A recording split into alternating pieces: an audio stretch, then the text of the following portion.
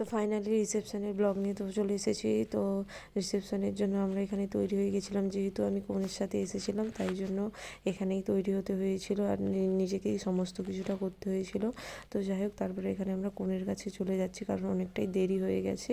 এসে দেখছি ওর তো এত গিফটস অলরেডি জমা হয়ে গেছে। তারপরে একটু রাগারাগি করছিলো, বাট কিছু করার নেই, নতুন জায়গায়। তো তারপরে এখানে আমরা অনেক সেলফি ভিডিও নিয়ে নিলাম।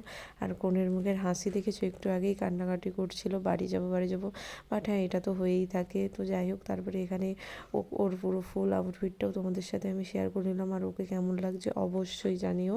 তো তারপরে ওদের প্যান্ডেলের বাইরেটাই না এই একটি সেট আপ হয়েছিল, এই সেট আপটার নাম কি আমি তো ঠিক জানি না, বাট এটাই আমার অনেক দিনের ইচ্ছে ছিল ওঠার। তো আজকে ফাইনালি কি বলে বন্ধুর হাজব্যান্ডের জন্য আমি উঠতে পারবো।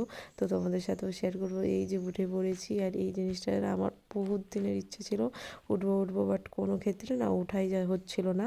তো যাই হোক, ফাইনালি আজকে উঠে বললাম থ্যাংক ইউ সো মাচ জিজাজি, তো এই জিনিসটা করার জন্য। তো তারপরে এখানে ওঠার পরে আমার অলরেডি মাথা ঘোরাতে শুরু করে দিয়েছে। যখন শেষ হয় তোমার মাথাটা বনবন করে ঘুরছিলো।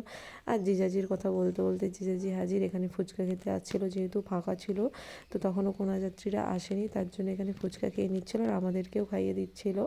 কিন্তু ফুচকাটা দারুণ টেস্টি ছিল। ফুচকা কেন সমস্ত রান্নাই সুন্দর খেতে হয়েছিল।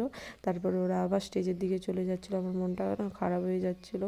তো যাই হোক, ওকে ছাড়া তো কখনো এরকম একা একা থাকিনি, আর আমি তো এখানে পুরোপুরি একা হয়ে গেলাম আজ থেকে। তো ও ভালো থাকুক, সংসার করুক, আর কি বলবো। তো এটাই চাই মন থেকে। দেখা তো হবেই মাঝে সাঝে। তারপরে আমার ফুল আউটফিটটাও তোমাদের সাথে শেয়ার করে নিলাম। আর এই সময় ফিলিংসটা না জাস্ট অন্যরকমই হচ্ছিলো, যেটা মুখে বলে হয়তো আমি বোঝাতে পারবো না। তাই আমি আমার কোনো ভিডিওতে বলিনি, কারণ কিছু কিছু জিনিস একান্তই নিজের হওয়া ভালো।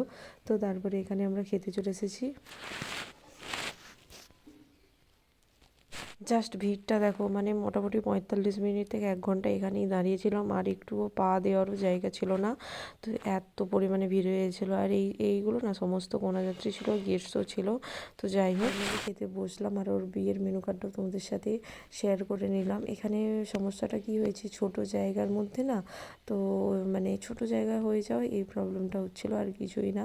তারপরে এখানে খেতে বসে পড়েছি, আর এই যে খাওয়ার দাওয়ারও শুরু করে দিয়েছি। তো চলো, তো যাওয়ার সময় ওর সাথে দেখা করে নিলাম। আর আজকের